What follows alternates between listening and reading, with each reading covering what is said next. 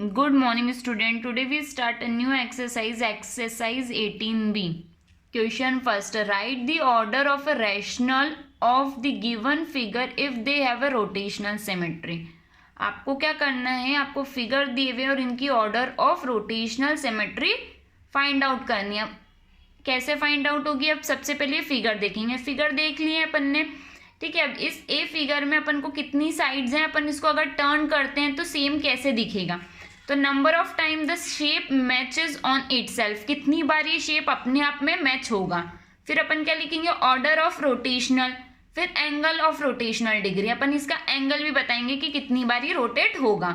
तो हमने फिगर देख लिए ए बी सी डी और ई.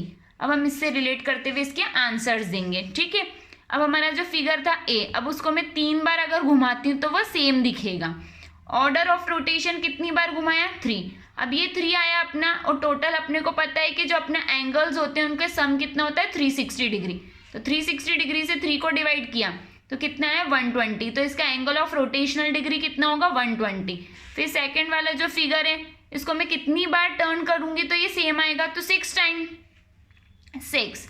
फिर ऑर्डर ऑफ रोटेशन कितना है, 6. फिर 360/6 क्या, क्यों, क्योंकि 6 आ रहा है, कट किया तो कितना आंसर आया, 60 डिग्री. अब इसको सेम कितनी बार आएगा, 2 बार. तो यहाँ लिखा 2. Number of times the shape matches on to itself, 2. फिर यहाँ पे भी 2 आया क्योंकि ऑर्डर ऑफ रोटेशंस भी वही होगा. फिर इसको अगर डिवाइड करते हैं 360 को 2 से तो कितना आंसर आया, 180 डिग्री. फिर ये कितना है, अब ये व्हील है तो ये कितनी बार घुमाएंगे तो अपना सेम आएगा, जितनी बार इसकी साइड है, 1 2 3 4 5. तो 5 बार घुमाएंगे तो 5 टाइम्स आएगा सेम, तो 5 5. अब इसको 360 को 5 से डिवाइड किया तो कितना है, 72 डिग्री.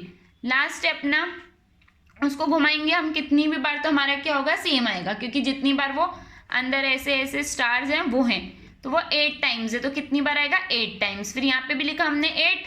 360 को 8 से डिवाइड किया, कितना आंसर आएगा, 45 डिग्री. ठीक है. आपको बेटा इसके अंदर क्वेश्चन 2 से लेकर जो 11 तक करेंगे अपन, वो आपको बुक में भी फिल करना है और कॉपी में भी सॉल्व करना है.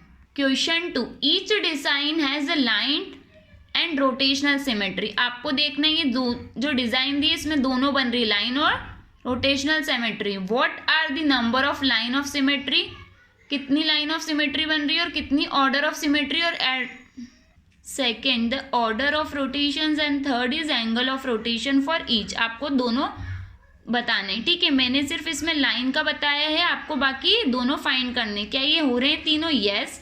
तो कितना हो रहा है इसका लाइन ऑफ रोटेशन सिमेट्री, तो ये 1 और ये 1 2, तो यहाँ 2 लिखा है.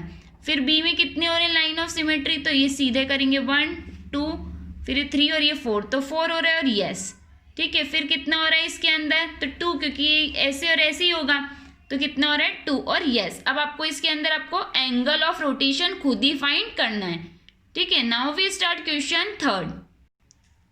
Throw what different angle should a rectangle भी rotate.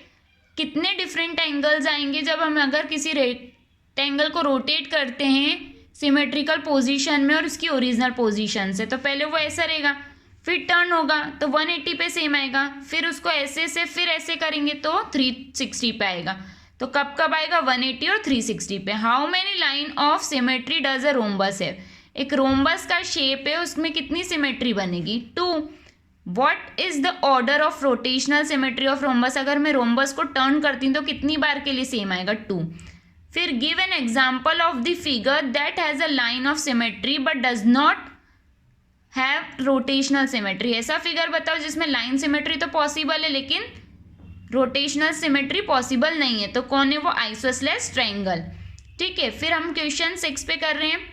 How many line of symmetry does N equilateral triangle है. इक्विलेटरल ट्रायंगल के अंदर कितनी लाइन ऑफ सिमेट्री बनती है. हमारा इक्विलेटरल ट्रायंगल ऐसा है, इधर फिर इधर और इधर, तो कितनी बनती है, total 3. What is the order of rotational symmetry of an equilateral triangle. Equilateral triangle तीनों साइड से सेम है तो तीनों बार सेम आएगा, तो 3. What is the line of symmetry of an semi circle.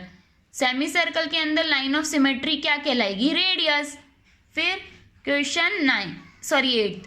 What is the order of rotational symmetry of square. आपको बताना कितना ऑर्डर ऑफ रोटेशनल सिमेट्री आएगा स्क्वायर में. तो अगर स्क्वायर है हमारा ये शेप, ठीक है, अगर मैं इसको कितनी भी बार घुमाऊंगी तो सेम ही आएगा, तो 4 times. Give the angle of rotation, अब 4 है तो 360 को 4 से डिवाइड कर देंगे तो कितना आंसर आएगा, 90 डिग्री। फिर question number 9, right 3 letters of English, 3 आपको इंग्लिश के ऐसे लेटर्स बताने जिसको मैं टर्न करती हूँ तो सेम आए, रोटेशनल सिमेट्री भी और 2 लाइन ऑफ सिमेट्री भी क्रिएट करते हैं। तो क्या हो गया वो आंसर, H O और X। इसको मैं टर्न भी करूंगी तब भी सेम दिखेंगे और लाइन ऑफ सिमेट्री में क्रिएट करूंगी तब भी सेम होंगी। फिर give an example of geometrical figures, आपको ऐसे ज्योमेट्रिकल फिगर्स के नाम बताने हैं which is neither a line of symmetry और नॉट अ रोटेशनल सिमेट्री। ऐसे फिगर्स बताने जिसमें ना तो लाइन ऑफ सिमेट्री होता है ना तो रोटेशनल सिमेट्री होता है। तो कौन है, स्केलियन ट्रायंगल। फिर does every trapezium has a line of symmetry, क्या जितने भी ट्रेपेजियम होते हैं उसमें लाइन ऑफ सिमेट्री पॉसिबल है क्या, नो। सिर्फ ये किस में होगी, आइसोसेलेस ट्रेपेजियम होगा उसमें लाइन ऑफ सिमेट्री पॉसिबल है, बाकी में नहीं है, तो नो। आई होप आप लोगों को एक्सरसाइज 18 भी अच्छे से समझ आई होगी। आपको सिस्टमैटिक तरीके से कॉपी में नोट डाउन करना है और 18C आपको बुक में फिल करनी है। मैम आपको फिल करके देगी PDF में, तो आपको इसको बुक में फिल आउट करना है।